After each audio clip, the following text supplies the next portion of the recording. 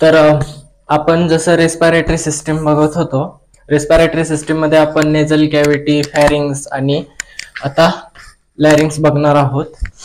तर आपण respiratory system मधला लॅरिंग्स हा पार्ट बघतोय सिस्टीम मधला. सो आपण स्टार्ट करूयात इंट्रोडक्शन पासून. Also non as a voice box. Voice box important question पण येऊ शकतो. व्हॉइस बॉक्स म्हणजे जिथं आपला आवाज तयार होतो त्याला व्हॉइस बॉक्स म्हणतात. लॅरिंग्स मध्ये आपला ओरिजिनल आवाज जो आहे तो तयार होतो. Located in the neck. आता पुढे बघणार आहोत नक्की लोकेटेड कुठं आहे तो. आता सध्या नेक मध्ये लोकेटेड आहे. इंट्रो बघतोय आपण फक्त. Extended up to upper end of the epiglottis. आता इपिग्लॉटिस काय आहे, तर इपिग्लॉटिस हा रेस्पिरेटरी सिस्टीम आणि डायजेस्टिव्ह सिस्टीमला सेपरेट करतो. जिथून ओपनिंग आणि क्लोजिंग होत असतं जेव्हा आपण एखादा घास गिळतो तेव्हा. Okay. Wien puberty reach it increases in main. Okay. Question इथं पण येऊ शकतो. In main only. Wien puberty reaches it increases in main. हे जे लॅरिंग्स आहे, लॅरिंग्स हे मेन मध्ये, फक्त मेन मध्ये प्युबर्टीच्या टाइमला इन्क्रीज होतं. Which explain the prominence of the Adam's apple. Adam's apple हा शब्द आलेला आहे. ऍडम्स ऍपल काय असतं? ऍडम्स ऍपल म्हणजे मेन मध्ये जेव्हा प्युबर्टी येते तेव्हा हा जो भाग असतो तो भाग आपला बाहेर येतो, त्याला म्हणतो आपण Adam's apple. And deeper the voice. आता जशी जशी मेन मध्ये प्युबर्टी येते तसं मेन मधला व्हॉइस जो असतो तो व्हॉइस चेंज व्हायला लागतो. हाय पिच किंवा हाय व्हॉल्यूम व्हॉइस असेल तर तो व्हायला सुरुवात होतो. तो कशामुळं? तर इन प्युबर्टी लॅरिंग्सची जी वाढ आहे ती होते त्यामुळे. ओके. नेक्स्ट आपण बघूयात लोकेशन कुठं आहे, पोझिशन काय, डायमेन्शन काय, त्याचे लिगामेंट्स कोणते कोणते आहेत आणि फंक्शन्स बघूया. तर लोकेशन बघूयात आपण. लोकेशन काय? C3 to C6. आता हे C काय आहे, तर आपल्या जे स्पाइन आहे त्याचे पार्ट पडतात त्याच्यातला हा सर्वायकल स्पाइन आहे. ओके. सर्वायकल स्पाइन मध्ये C3, 4, 5 आणि 6 असे तो डिवाइड झालेला आहे. तर आता नक्की पोझिशन कुठे आहे ते बघूयात. Anterior part of the neck.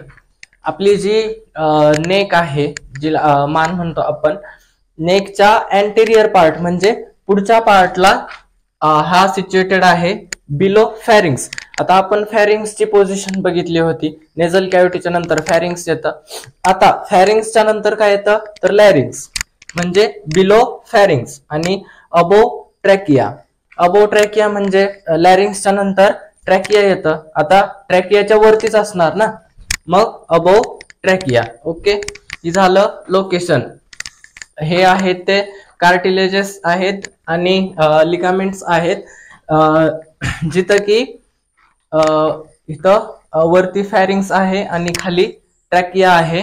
इथून ट्रॅकिया ओपन होतो.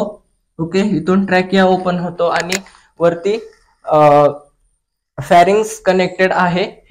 हा जो पार्ट आहे तो इपिग्लॉटिसचा पार्ट आहे.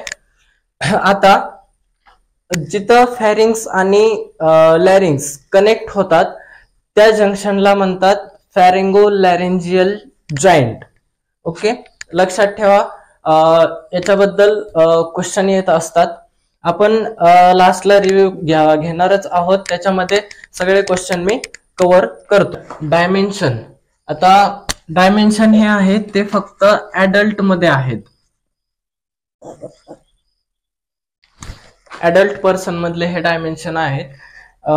चिल्ड्रन आणि may be in old age people ते चेंज असू शकतात, पण कॉमनली आपण ऍडल्ट मधले बघूयात. तर ऍडल्ट मध्ये लेंथ किती असते? आता इथं मेल आणि फिमेल यांचं सेपरेट असणार आहे 4.4 सेंटीमीटर मेल मध्ये असणार आहे, 4.4 सेंटीमीटर मेल मध्ये असणार आहे आणि फिमेल मध्ये 4.6 सेंटीमीटर असणार आहे. आता विड्थ ही डायमीटर मध्ये दिलेली आहे. आता ती सेंटीमीटर मध्ये आपण कन्व्हर्ट केली तर 4.3 सेंटीमीटर एवढा डायमीटर येतो आणि 4.1 सेंटीमीटर फिमेल मध्ये डायमीटर येतो. आता हे जर बघायचं झालं तर ही लेंथ जी आहे ती इथून ते इथपर्यंत ही झाली लेंथ आणि इथून इथपर्यंत ही झाली विड्थ. आता ही किती आहे 4.3 सेंटीमीटर इन मेन आणि ही विड्थ जी आहे ती 4.1 centimetre in main. Okay, main आणि फिमेलचं सेपरेट असते कारण प्युबर्टीच्या नंतर मेल मध्ये जो हाय पिच किंवा हाय व्हॉल्यूम जो व्हॉइस येतो तो या डिफरन्समुळे येत असतो. आता इम्पॉर्टंट पार्ट बघतोय आपण लिगामेंट्स. आता मेन पार्ट काय लिगामेंट्स. आता काही जणांना माहितच नसते की लिगामेंट्स म्हणजे काय असते.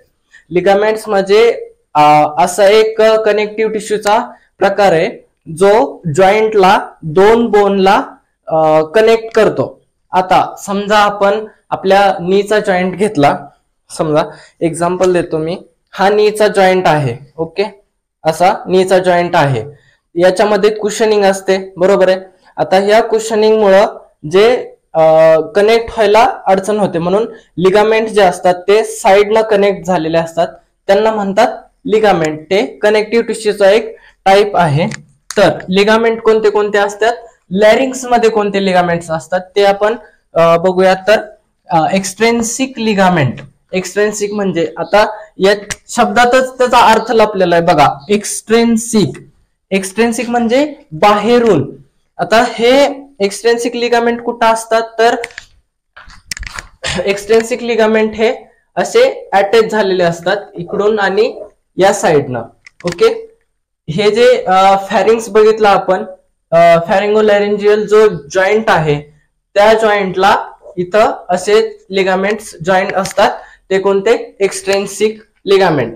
आता इंट्रेन्सिक, इंट्रेन्सिक म्हणजे काय झालं, आतून जे असतात ते. आता इंट्रेन्सिक आतून एवढं तर समजतंय. ओके, इंट्रेन्सिक लिगामेंटचं काम काय असतंय, हा जो खाली ट्रॅकिया आलेला आहे, हा ट्रॅकिया. ओके, हा जो ट्रॅकिया आलेला आहे या ट्रॅकियाला इथून आतून कनेक्शन द्यायचं म्हणजे ट्रॅकिया आणि लॅरिंग्स सेपरेट होऊ नये. तो एक कनेक्टिव्ह टिश्यू आहे, सो त्याला पकडून ठेवायचं काम लिगामेंट्स करत असतात. आता याच्यानंतर आपण फंक्शन बघूयात.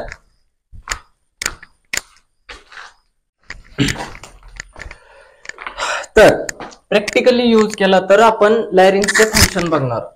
फंक्शन काय काय असणार आहेत, production of the sound.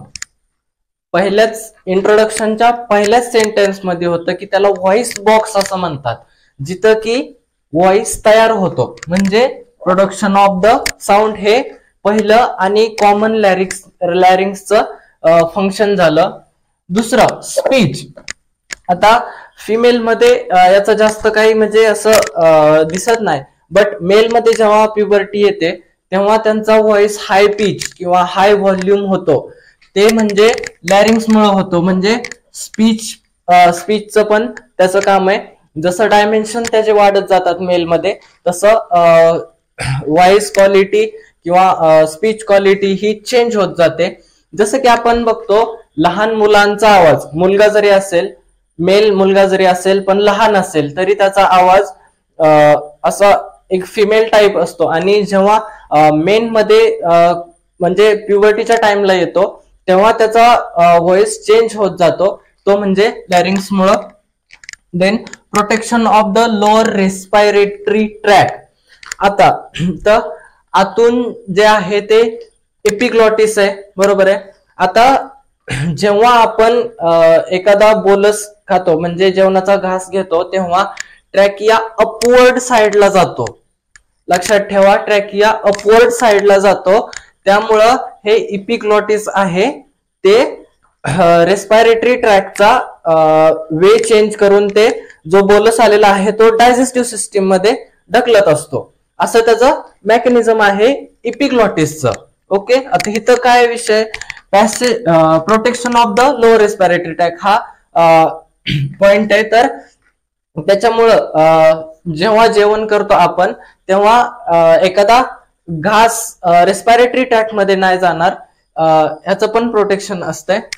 Passage for airway, एअरवेला passage निर्माण करून देतं, कारण जो एअरवे आहे त्याचा वेज कसा आहे, नेझल कॅव्हिटी नंतर फॅरिंग्स, लॅरिंग्स, ट्रॅकिया, ब्रॉन्क्युल्स, नंतर लंग्स मध्ये नेक्स्ट काय ते. आता वॉर्म ह्युमिडिफिकेशन आणि फिल्ट्रेशन कशाचं, तर पॉइंट वॉर्म कशाचं, आता एअर येणार आहे, एअरचं वॉर्मिंग करणार, त्याच्यात जे काय इन्फेक्टिव्ह व्हायरल किंवा बॅक्टेरियल जे इन्फेक्शियस एजंट असणार आहेत त्यांना किल करणार. ह्युमिडिफिकेशन, ह्युमिडिफिकेशन का गरजेचं आहे, जर एअरचा डायरेक्ट एअर फ्लो जर गेला तर आतील म्हणजे आतमध्ये जास्त ड्राय झालं, ट्रॅकियाच्या मधून जर सगळं ड्राय झालं तर मग तिथं इंजुरी होण्याचे चान्सेस असतात. आणि फिल्ट्रेशन म्हणजे killing of bacteria by warming. Okay, warm, humidification आणि filtration of the air to pass to the trachea और रिमेनिंग रेस्पिरेटरी सिस्टम.